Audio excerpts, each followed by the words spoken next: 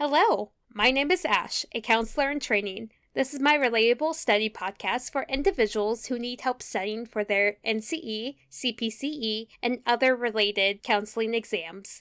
I'm going to go through many questions from multiple resources and make the answers relatable to both you and me. So get your listening ears on and let's get studying. What is object relation theory?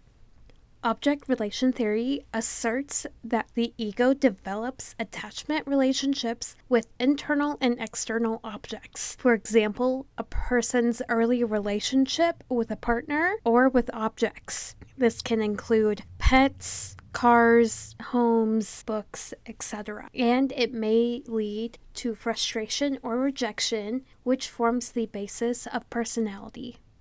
Albert Ellis is to REBT as Maxie C. Maltzby Jr. is to A. RBT, B. AT, C. TA, D. SR research.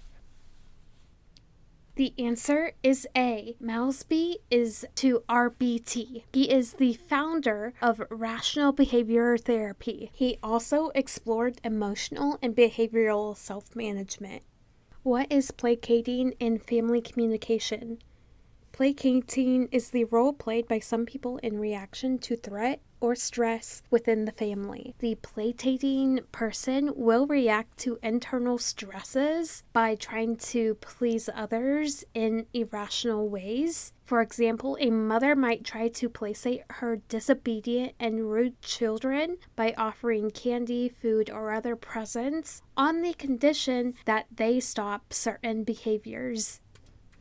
Aaron Beck, an ex-psychoanalytic therapist who created the Beck Depression Inventory, BDI, developed an approach known as cognitive therapy. Although cognitive therapy is similar to REBT, Beck insisted that A. Dysfunctional ideas are too absolute and broad, though not necessarily irrational. B. The Oedipus complex is central to the treatment process. C. Cognitive therapy is contracted in case of phobias. D. Cognitive therapy is contracted in cases of anxiety.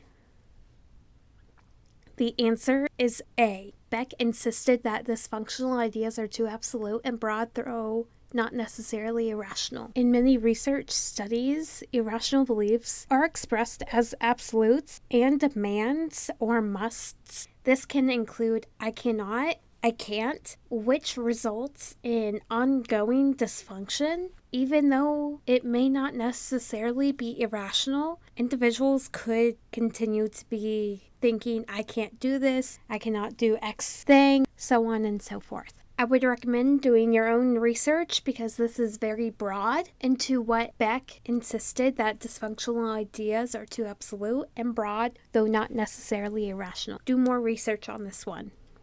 What is blaming in family communication?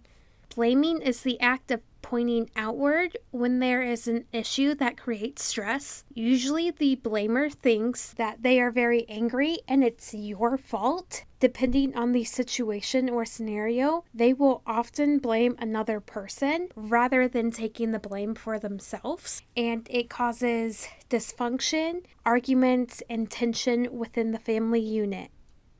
That is all 5 questions for this episode. Thank you for listening. Keep calm and study on.